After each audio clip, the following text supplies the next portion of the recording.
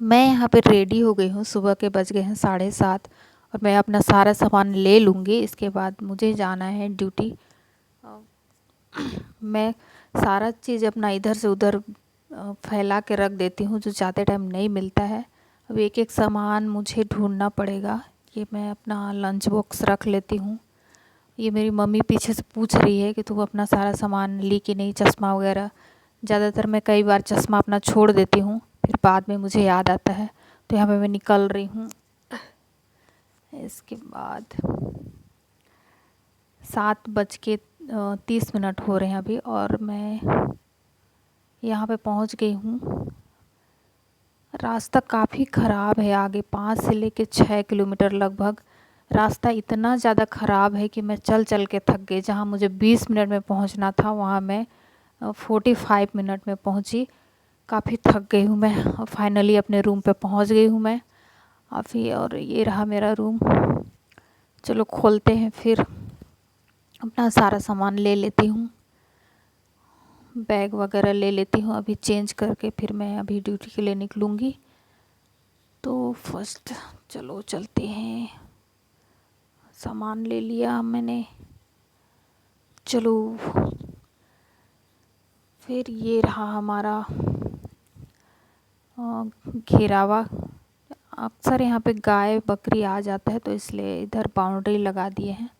और ये मैं पहुँच गई अपने हॉस्पिटल, ड्रेस व्रेस पहन के। एंड स्कूटी पार्क कर लेती हूँ फर्स्ट। अभी मुझे 9:15 में मैं यहाँ पे पहुँच रही हूँ। मुझे 8 बजे पहुँचना था, काफ़ी लेट हो चुका है। और जल्दी जल्दी से मैं अपना काम ख़त्म कर लेती हूँ। अभी बहुत सारा काम बचा हुआ है। अभी मैं अटेंडेंस रजिस्टर ही निकाली थी कि एक पेशेंट आ गई। मैं उससे यहाँ पे पूछ रही हूँ कि क्या हुआ। तो एक एएनसी पेशेंट है, जिसको जो 2 घंटे पहले ही लेबर पेन के लिए आई थी, जिसका पीवी लीकिंग हो रहा था। तो मैं उसको समझा रही थी कि थोड़ा टाइम देखते हैं, अगर ज़्यादा परेशानी हुआ तो आगे भी भेज सकते हैं। तो पेशेंट मानने को तैयार ही नहीं है, आप यहीं पे देख लो, यहीं पे देख लो। तो मैं अभी नाइट शिफ्ट वालों से ओवर में पूछ लेती हूँ कि क्या क्या उन्होंने किया है, क्या क्या बाकी है, पेशेंट का क्या है, बायोडेटा लिया है या फिर नहीं। तो मैं यहाँ पे अभी कॉल लगा रही हूँ उन्हीं को, पेशेंट की क्या कंडीशन है। तो कई बार क्या होता है कि पेशेंट को आगे भेजने पर भी वो नहीं जाना चाहते हैं। वो कितनी बार मिन्नतें करते हैं, मैडम यहीं पे देख लो देख लो। भाई हम तो समझा समझा के थक जाते हैं कि आपको ना आगे ही जाना पड़ेगा। लेकिन कई बार कई पेशेंट की मानसिकता थोड़ी अलग होती है ना, उनको लगता है कि हम अपना हम लोग बचाव कर रहे हैं, खुद बचना चाहते हैं काम से, तो इसीलिए हम लोग आगे भेज रहे हैं। ऐसा नहीं है, अगर पेशेंट को कोई परेशानी है तभी हम आगे भेजते हैं। अदरवाइज़ यहाँ पे हम लोग देख लेते हैं सारा चीज़। तो उनसे ओवर में लेने के बाद यहाँ पे एक बार अपने फिजिशियन से कंसल्ट कर लूँगी कि पेशेंट को ऐसा ऐसा कंडीशन है, तो पेशेंट को रखना है यहाँ पे कि आगे भेजना है। तो मैं उनसे बात कर ली। तो बात करने के बाद पता चला, सर ने बोला कि अभी तो ऑब्जर्वेशन पे ही रखते हैं, देखते हैं अगर फीटल हार्ट रेट अगर इंक्रीज़ हो जाता है तो यहाँ पे नहीं रख सकते, पेशेंट को इमीडिएटली रिफ़र करना ही पड़ेगा। वैसे तो पेशेंट को अभी हम बता ही देते हैं पहले ही, टाइम रहते ही, कि आप एक बार तैयारी के साथ रहना कि आपको आगे भी जाना पड़ सकता है। तो यहाँ पे मेरे सर ने बता दिया है, और मैं पेशेंट को भी समझा दी हूँ अच्छी तरह से कि भाई देख लो यहाँ पे नहीं हो पाएगा तो आप एक बार आगे देख लेना। बस इतने बातें करने के बाद एक और पेशेंट आ गया। तो इसका तो ट्विंस बेबी हुआ भाई, ये तो और भी ज़्यादा कॉम्प्लिकेटेड है। ये जो बेबी है ना, ये बिल्कुल ही लो बर्थ वेट बेबी है। एक का वेट है 1.6 केजी और एक का वेट है 1.1 केजी। तो ये तो यहाँ पे डिलीवरी नहीं हुआ है, ये घर से ही डिलीवरी करा के आए हैं। 102 पहुँचने से पहले ही इसकी डिलीवरी हो चुकी थी।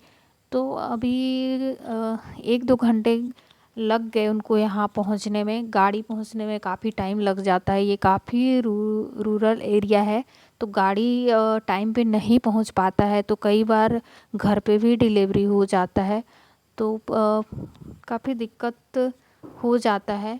अगर ये पहले आ जाती तो मैं शायद यहाँ पे नहीं रखती, इसको मैं रिफ़र कर देती, क्योंकि ये थोड़ा सा कॉम्प्लिकेशन था। ट्विंस बेबी वाले को हम नहीं रखते यहाँ पे। मेरा जो हॉस्पिटल है वो CHC लेवल पे है, तो यहाँ पे ऐसा कोई भी सुविधा नहीं है, तो हम DS पे भेज देते हैं, ताकि वहाँ पे अच्छे से इनका केयर, वहाँ पे अच्छे से इनका डिलीवरी प्रॉपर हो जाए और बच्चे को भी अच्छा केयर ट्रीटमेंट वहाँ पे मिल जाए। तो ऐसा मैंने इनके घर वालों को समझा दिया, इसके पति को समझाया मरीज़ के, कि बच्चे को आगे लेके जाना पड़ेगा, क्योंकि बच्चे का वज़न बहुत ही ज़्यादा कम है सामान्य से, तो ये बच्चे के लिए अच्छा नहीं है और बच्चा जो है फिट भी नहीं कर पाएगा। तो आप एक बार लेके चले जाओ, अब नहीं रहोगे तो कम से कम अब 1 हफ्ते भी रह लोगे तो बच्चे के लिए बहुत अच्छा रहेगा। बच्चे को कैसे दूध पिलाओगे, बच्चा तो अभी पीने लायक ही नहीं है। तो मैंने काफ़ी समझाया इसके घर वालों को, तो ये इसके घर वाले जो मान ही नहीं रहे हैं। उनका कहना है कि घर पे भी बच्चे हैं, हम कैसे लेके जाएंगे, हमको कहाँ कहाँ भटकना पड़ेगा। मैं उनको समझाई कि भाई देख लो, वहाँ पे सारा सुविधा है, आपको खाना भी मिल जाएगा, और रहना क्या है, रहना तो हॉस्पिटल में ही है, और बाकी फिर तो आ जाओगे, गाड़ी भी आएगी छोड़ने के लिए। तो वो पेशेंट मानने को ही तैयार नहीं है, तो फिर मैंने समझाना ही छोड़ दिया। फिर यहाँ पे मैं बच्चे को इंजेक्शन दे देती हूँ विटामिन के और हेपेटाइटिस। इसके बाद देखते हैं क्या होता है। इसके घर वाले एक बार और समझा कर देखती हूँ मैं, अगर मान जाते हैं तो अच्छी बात है, नहीं तो क्या ही कर सकते हैं। मैं तो यहाँ रख के भी क्या कर लूँगी, इसको तो NICU में रखने की ज़रूरत है भाई। तो इसके घर वाले भी थोड़े पुअर हैं, उतना एफ़र्ट नहीं कर पाएंगे, उनका कहना है। गवर्नमेंट तो सुविधा दे रही है, फिर भी आने जाने में, रहने में अपना थोड़ा बहुत तो खर्चा हो ही जाता है।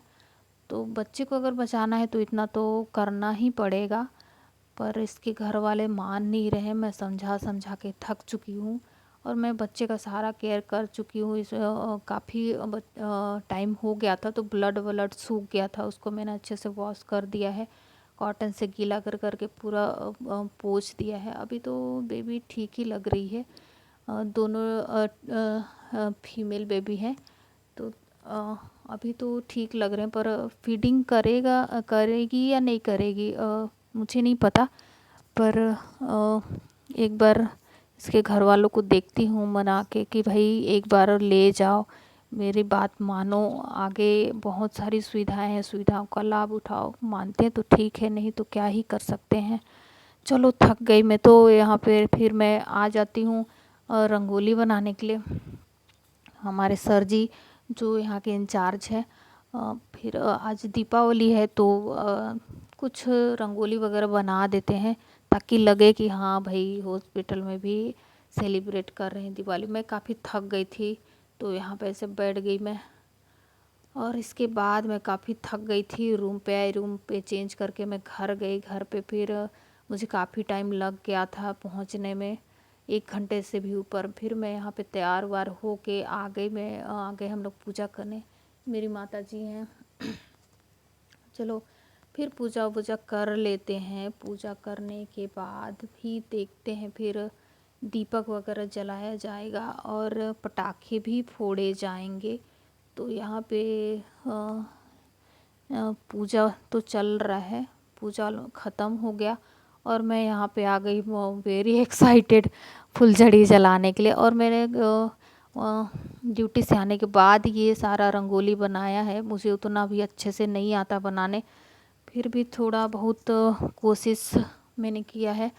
और यहाँ पे मैं अकेले वेट कर रही हूँ, कोई तो आओ भाई, पर किसी को आना ही नहीं है।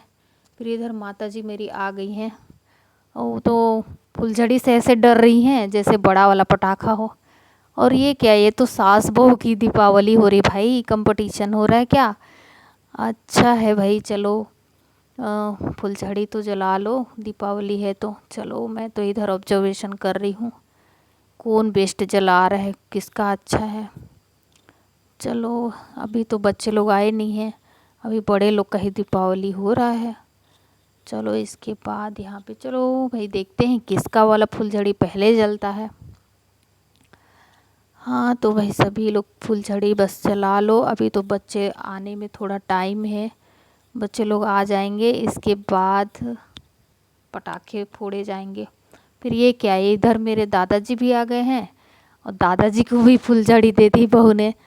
अब दादाजी भी अच्छे खासे एंजॉय कर रहे हैं दीपावली। इधर मेरा तो फुलझड़ी ही नहीं जल रहा है भाई, मैं तो जला जला के थक गई हूँ, ये तो जलने का नाम ही नहीं ले रहा है। चलो फाइनली तो जला, अब तो जल गया। चलो अच्छा है, हैप्पी दिवाली भाई। इसके बाद चलो देखते हैं क्या होता है, कब आते हैं छोटे चिल्लर पार्टी।